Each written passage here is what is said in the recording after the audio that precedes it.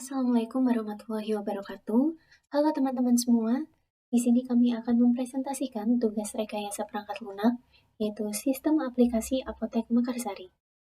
Dengan anggota saya sendiri, yaitu Karisma Kusuma Ayu dengan NIM 08, dan juga ada rekan-rekan saya, Desi Nila Arungsari, NIM 02, Priscilla Ika Pangestu, NIM 09, dan Alivia Eka Putri, NIM 010. Ada 4 bab yang akan kami presentasikan di sini. Yang pertama adalah penjelasan mengenai sistem apa yang akan kami rancang. Lalu yang kedua, ada kebutuhan dari sistem itu sendiri.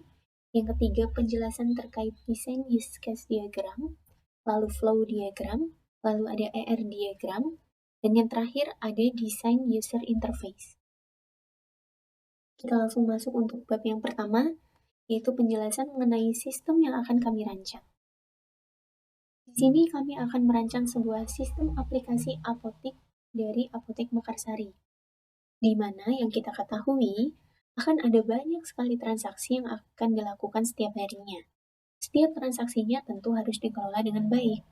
Maka kita berharap sistem aplikasi apotek ini akan membantu dalam segala pencatatan di setiap transaksi yang ada.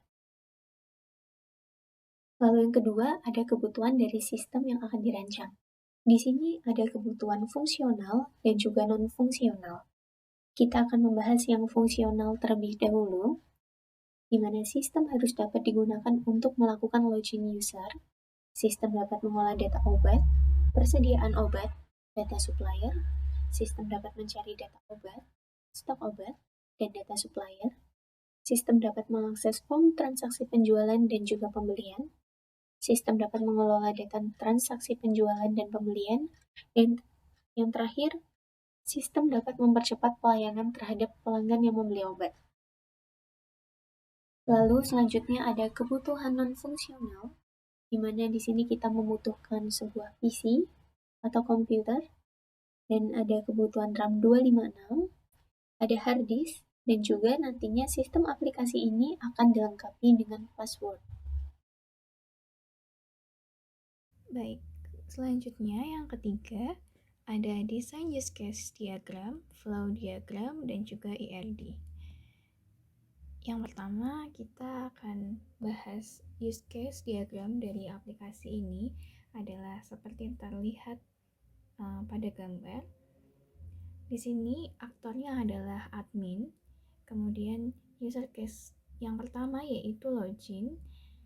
Admin dapat menginputkan password dan username untuk melakukan login. Kemudian pada dashboard, halaman dashboard akan muncul ketika admin sudah berhasil melakukan login. Kemudian data obat, admin bisa melakukan kelola data obat seperti create, read, update, dan juga delete data. Selanjutnya, data supplier, admin bisa melakukan kelola data supplier seperti create, read, update, dan juga delete. Selanjutnya ada di transaksi pembelian. Di sini admin bisa melakukan kelola data transaksi pembelian.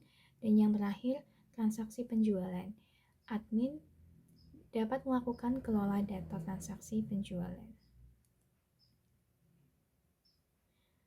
Yang kedua adalah flow diagram. Flow diagram dari aplikasi ini seperti terlihat. Yang pertama, mulai membuka sistem aplikasi, kemudian input username dan password, kemudian dilakukan validasi login. Jika berhasil, maka halaman dashboard akan tampil, tetapi jika tidak berhasil, maka akan kembali ke tampilan awal ketika membuka sistem aplikasi. Selanjutnya, jika berhasil, halaman dashboard tampil. Kemudian di sini ada pilihan kelola data obat, kelola data supplier, kelola transaksi pembelian, dan juga kelola transaksi penjualan. Jika sudah selesai melakukan pengelolaan terhadap 4 tabel ini, user bisa logout, kemudian selesai. Selanjutnya ada ERD. ERD dari sistem aplikasi ini adalah seperti terlihat, kita mempunyai 5 tabel di sini. Yang pertama ada tabel master obat yang mempunyai atribut ID obat, kode obat, nama obat, satuan, harga beli, tanggal kadaluarsa, dan juga harga jual, mempunyai koneksi many to one pada tabel pembelian yang mempunyai atribut ID pembelian, ID obat, ID supplier, quantity, total pembelian, tanggal jatuh tempo, dan tanggal pembelian. Kemudian, tabel pembelian juga mempunyai koneksi many to one terhadap tabel supplier yang mempunyai atribut ID supplier, alamat, dan juga nama supplier. Selanjutnya, kita punya tabel penjualan yang mempunyai koneksi many to one. Tabel penjualan sendiri mempunyai atribut ID penjualan, ID obat, invoice, jatuh tempo penjualan, quantity, total penjualan, tanggal penjualan, serta ID user. Yang terakhir kita punya tabel user, yang mana tabel user ini mempunyai atribut ID user sebagai primary key, username, dan juga password. Selanjutnya akan dilanjutkan oleh teman saya, Desinila Arumsari. Yang keempat yaitu desain user interface. Yang pertama, halaman login. Ketika pengguna membuka aplikasi, sistem akan mengarahkan pada halaman login. Pengguna diharuskan menginput username dan password.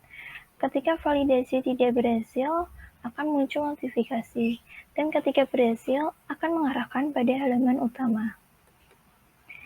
Yang kedua, halaman dashboard. Halaman dashboard akan muncul ketika pengguna sudah berhasil melakukan login. Pada halaman ini, terdapat ringkasan keseluruhan data yang telah diinput oleh pengguna aplikasi. Halaman dashboard terdiri dari data obat, data supplier, piutang jatuh tempo, total pembelian, dan total penjualan. Yang ketiga, yaitu halaman data obat. Untuk mengelola data obat, pengguna dapat memilih menu master data, submenu data obat. Kemudian, sistem akan menampilkan data obat yang sebelumnya sudah diinput.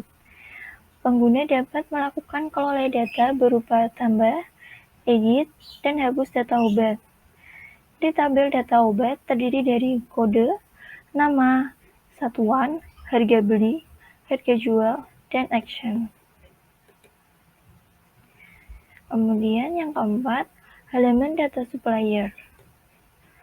Untuk mengelola data supplier, pengguna dapat memilih menu master data, submenu data supplier. Kemudian sistem akan menampilkan data supplier yang sebelumnya sudah diinputkan. Pengguna dapat melakukan kelola data berupa tambah, edit, dan hapus data supplier. Di tabel data supplier terdiri dari nama, alamat, dan action. Kemudian yang kelima, halaman transaksi pembelian. Pada halaman ini, pengguna dapat memilih menu transaksi submenu pembelian. Kemudian, sistem akan menampilkan data transaksi pembelian yang sebelumnya sudah dilakukan. Pengguna dapat melakukan transaksi pembelian dengan mengklik tombol tambah data. Kemudian, sistem akan menampilkan form input pembelian. Pengguna dapat melakukan transaksi pembelian dengan menginputkan data yang diperlukan. Di tabel pembelian terdiri dari obat, supplier, quantity, harga satuan, total harga, tanggal invoice, jatuh tempo, umur hutang, dan action. Yang terakhir, halaman transaksi penjualan. Pada halaman ini, pengguna dapat memilih menu transaksi submenu penjualan. Kemudian, sistem akan menampilkan penjualan yang sebelumnya sudah dilakukan. Pengguna dapat melakukan transaksi penjualan dengan mengklik tombol ditambah data.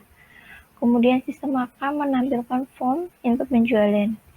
Pengguna dapat melakukan transaksi penjualan dengan menginputkan data yang diperlukan. Tabel penjualan terdiri dari invoice, obat, quantity, harga jual, tanggal penjualan, jatuh tempo, umur hutang, dan action. Sekian presentasi dari kelompok kami. Terima kasih atas perhatiannya. Jika terdapat kesalahan dalam kami menjelaskan, kami mohon maaf.